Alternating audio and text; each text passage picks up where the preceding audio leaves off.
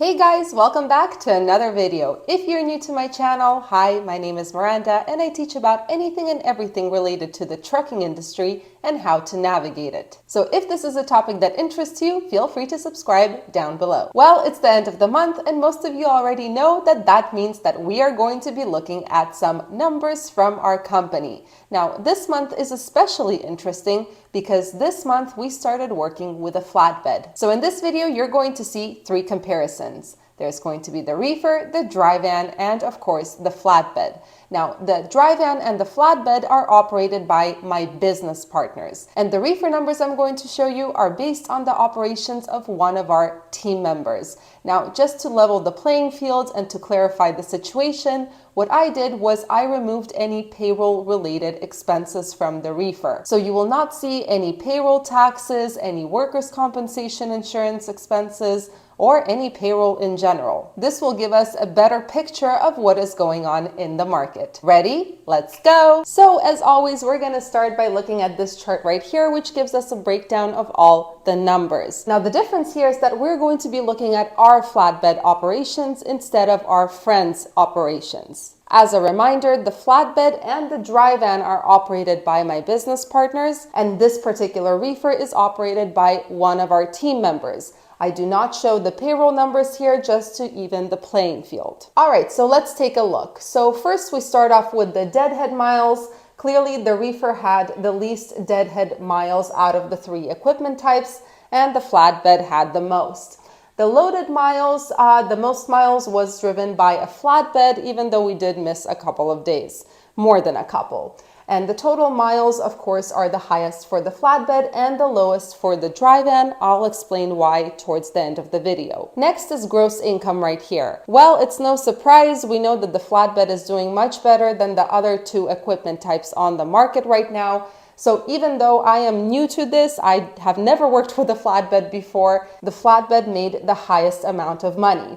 The reefer came in second and the dry van came in third at $19,949. Now this is a misleading number. The dry van was actually stationary for almost half of the month, but we'll get into that towards the end. Now in terms of loaded rate per mile, of course, flatbed wins, $2.86. Now if you look at the previous month's video where I showed the numbers of our friend who operates a flatbed, the loaded rate per mile was much higher then. It was closer to $3.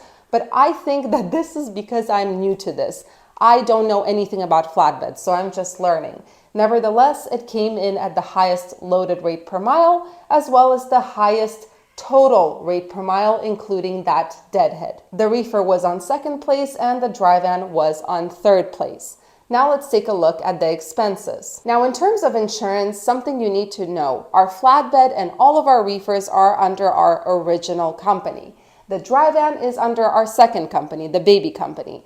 Now, under the dry van, there is no insurance expense yet. That expense will come starting next month because we paid off the insurance for this previous year. But in our original company, the insurance is coming out to around $1,028 per truck. So that's why these are similar. Then there are equipment payments. The equipment payment for the flatbed is the amount we rent it for. As you remember, if you watched that video, we are renting the flatbed because we were trying to safely test out the market. For this reefer, this is the amount we pay for the trailer. We're financing it. For the dry van, this is the amount we pay for the dry van trailer, which we're also financing. Then there's fuel. Dry van came in at the lowest fuel expense because it was stationary for the longest amount of time. The reefer came in at the highest fuel expense. No surprise there. The reefer unit needs refueling. You need to buy diesel for it.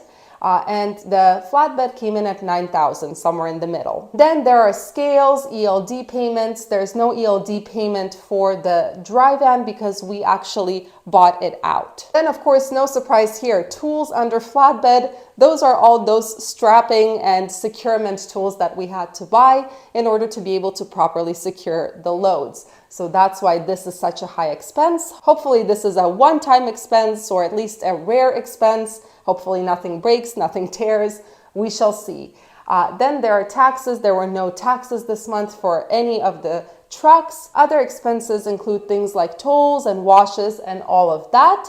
And then we have total expenses. So the total expenses were the highest for the flatbed, but this is partially due to the fact that we had to buy all of those securement tools.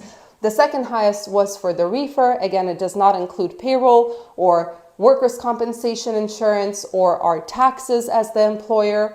And finally, the lowest is the dry van. But again, this is because the dry van was stationary for almost half a month. So now let's look at the net income. Well, no surprise here, the net income is highest for the flatbed, the second highest for the reefer, and the lowest for the dry van. So now let's look at the visual representation of all of this. As I said before, both the gross income and the net income is highest for the flatbed. Reefer is in the middle and dry van is the lowest gross and the lowest net. But the dry van numbers I wouldn't rely on too much because it simply didn't work as much as these two equipment types this month. Finally, what I want to show you is this chart right here. This is divided by week. Now this is the total rate per mile with deadhead. Now I just wrote those in. This is the average rate per mile for the three equipment types. No surprise here, the green line, the one that is on top, is the flatbed. The blue line is the reefer, and the orangey red line is the dry van.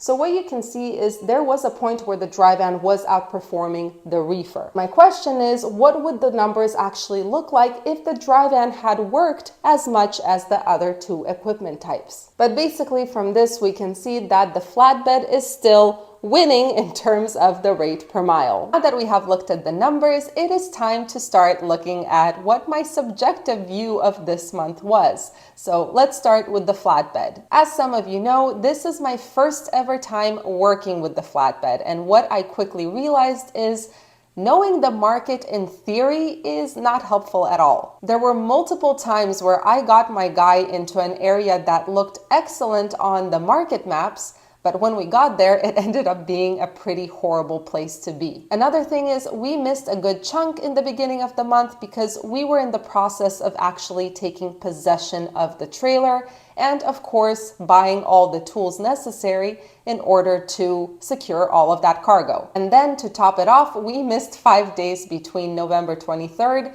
until November 28th. Yes, I was the idiot who didn't plan ahead and basically cost us 5 days of work because I didn't pre-plan and I didn't book loads ahead of time for that Thanksgiving holiday. And what I quickly realized was that nothing goes out of California for a flatbed, especially the day before Thanksgiving. For our reefer, well, we basically kind of dropped the ball, not just for the reefer I showed you the numbers for, but pretty much all of our reefers. We somehow kept on ending up in really crap markets where we could not get out for a decent price. And honestly, I'm the first to admit a mistake, so it was completely on me. I don't know what it was. Maybe it's the fact that I was trying to learn a completely new equipment type with the flatbed. Maybe it's the fact that I feel overworked at this point. I don't know, only God knows. To top it off, Thanksgiving was a doozy.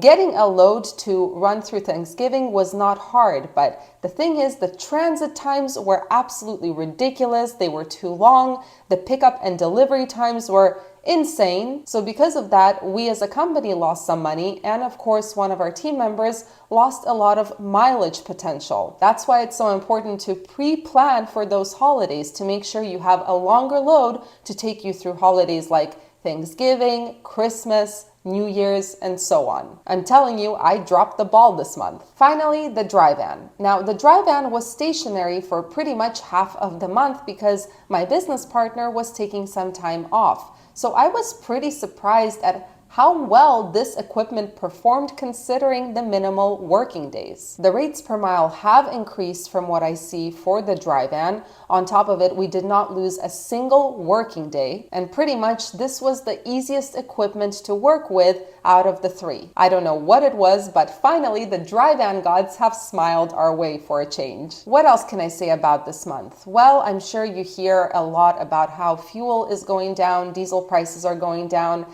I'll be completely honest with you, I did not feel it.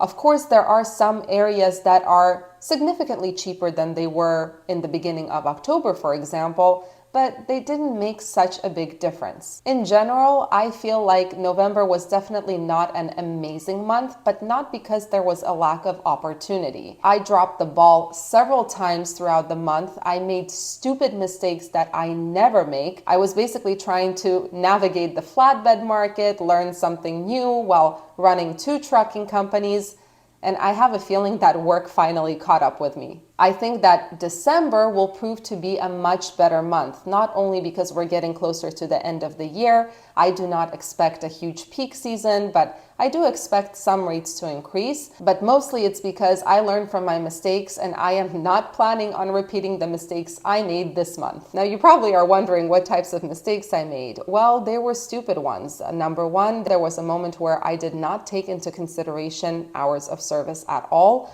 I don't know what it was. I completely forgot to check hours of service and to see how many hours are left in the logbook. That was a pretty annoying mistake. Then on top of that is the fact that I was relying heavily on the market map for the flatbed instead of looking at the load board. So there are 2 ways to look at the area you are going to deliver to. Number one is you go to the market map, which shows you hot areas versus cool areas.